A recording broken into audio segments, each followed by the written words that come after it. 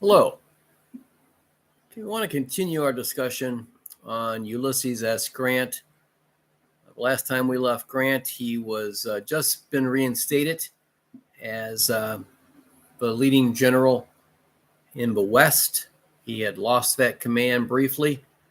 Halleck took over for Grant, essentially had Grant second in command with no responsibility whatsoever. Lincoln's going to reshuffle his generals. Halleck is promoted, and Grant is reinserted into the lead role in the West. So this is going to be a significant event in the war, definitely favoring the Union. So the very next day, Grant decides to make his march into Mississippi, and he's looking to take Vicksburg. And this is something that everyone has an eye on. Everyone knows that Vicksburg is a key city for the South to hold and maintain.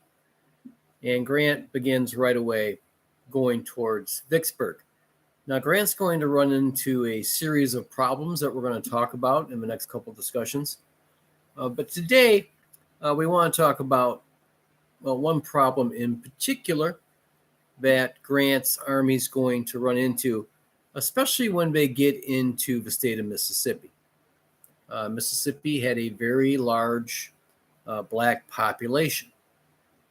Even today, Mississippi has the largest percentage of African Americans of any state. And of course, when these Union boys come marching south, you're going to see a large amount of runaway slaves coming into Grant's camp, into his army. And this is a potentially very dangerous problem. So Grant has got to take action. And he does. So the biggest problem is a health issue. These runaways are, poorly dressed. They have some medical issues. So Grant's got to make sure that they are quarantined. If they have medical issues, tend to them. Just can't bring them into the general population. And does a great job here. But Grant goes even further. Grant had this vision before many other people in the North. And his vision is going to lead to greatness, really. So Grant is going to appoint Chaplain John Eaton to be the superintendent of contraband. So contraband was a name that Benjamin Butler gave to runaway slaves. Contraband. So Grant's idea is, let's see if these runaway slaves, these African Americans, can work. And if they can, great. And if they can work, if they're capable of working and doing a good job, the next logical step is we can make them soldiers. And once they can perform as soldiers and do an admirable job, now they can become citizens with voting rights.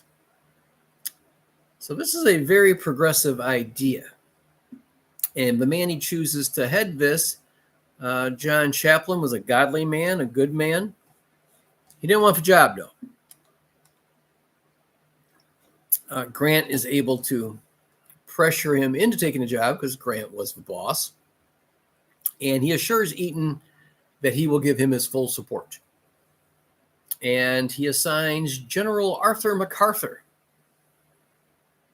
to ensure that Eaton gets everything he needs. Now, a positive aspect of this, something that we can all be very proud of and really, really enjoy, is a lot of help comes from the North. So a lot of teachers will come from the North into the South. They'll bring books, they'll bring their skills, their abilities, and they will help educate these runaway slaves. And in the end, this is a very successful endeavor by Grant. 180,000 black soldiers will fill the ranks of the U.S. Army, 60% being former slaves. Now, the controversial thing about this, so far it's all been pretty positive. The controversial aspect here is some historians don't believe that was the real Grant, that Grant was uncaring, that he only did this as a military maneuver. And there's very little evidence to support that, but there is some. So these people that tell you that Grant was uncaring, unsympathetic, they will point out that Grant's wife was a slaveholder, and she owned slaves during the Civil War. Now, she couldn't bring them wherever the Union Army was, but back home in Missouri or visiting people in Kentucky, she could. She could. Grant owned a slave for a period of time, roughly a year, a man named William Jones. When Jones was 30 years old, Grant took him into St. Louis, Missouri, with the intention of signing over his freedom papers. And Grant was strapped for money at this point. He was not doing very well. And we know that some people tried to talk him out of it. You know, you can sell Jones and you can make over $1,000. Grant was unmoved by this. He never hesitated. And Jones became a free man at the age of 30. Now, there are protesters that were active in 2020, and they tore down a statue of Grant in San Francisco. So this anti-Grant sentiment definitely was motivating some people in 2020. However, if you look at Grant when he's in power, and some of Grant's letters to his wife and his family, you can see that he was a man that did have feelings, whether it was for the American Indians, African Americans. Grant would not tolerate women being mistreated. So Grant was a man's man, and he would not allow any poor treatment, because his solution here for the contraband, educating these runaway slaves, putting them into the military,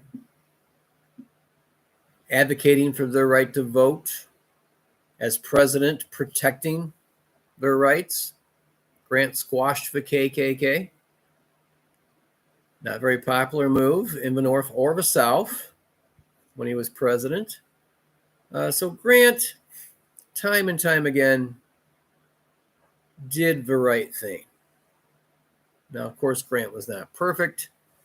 There are some letters where Grant is very anti-African American. He does not like abolitionists. He believes they were stirring up trouble prior to the Civil War. He was certainly not uncomfortable living in a house in a Dent family where 30 or more humans were owned by Colonel Dent. Grant loved Julia. He was able to manage that somehow. His parents were certainly abolitionists, especially his dad, Jesse, who, by the way, did not attend Grant's wedding.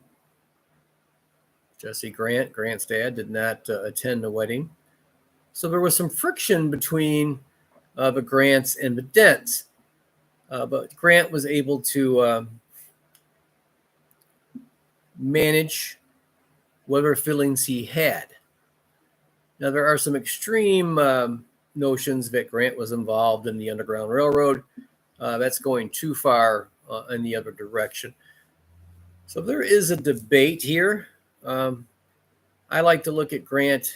What did he do when he had power? And when he had the power, he made sure that these, scared, frightened, ill, certainly not well-clothed African Americans were taken care of. And he wanted to make sure when he became president, their rights were taken care of.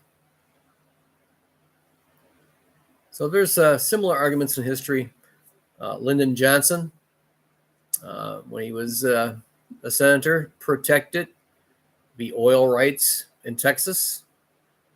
He was very conservative, especially for being a Democrat.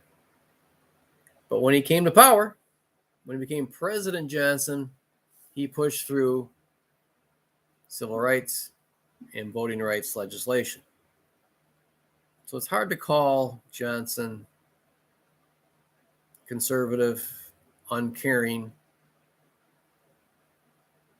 I think the same thing holds true with Grant. I would say that the argument that Grant did not care about people, that he didn't have a heart, it's a long stretch, but that argument is out there. And again, there is some evidence. Grant's language sometimes pretty rough, but when he was in power, he did the humane thing, the Christian thing. Now, Grant was a Methodist. He wasn't an avid churchgoer, but he definitely believed in God, and he picked the right man. Even people that are critical of Grant applaud his selection of John Eaton. And they also applaud that he gave Eaton the full weight of his support as general. All right, so that's the historical argument we have. McFeely, he's now gone. He was a detractor of Grant's. Brooks D. Simpson, Joan Waugh are a couple of historians that came to the defense of Grant.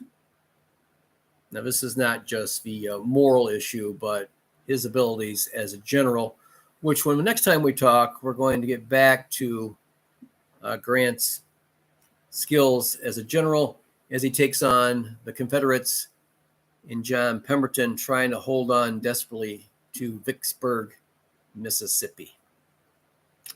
All right. Thank you very much.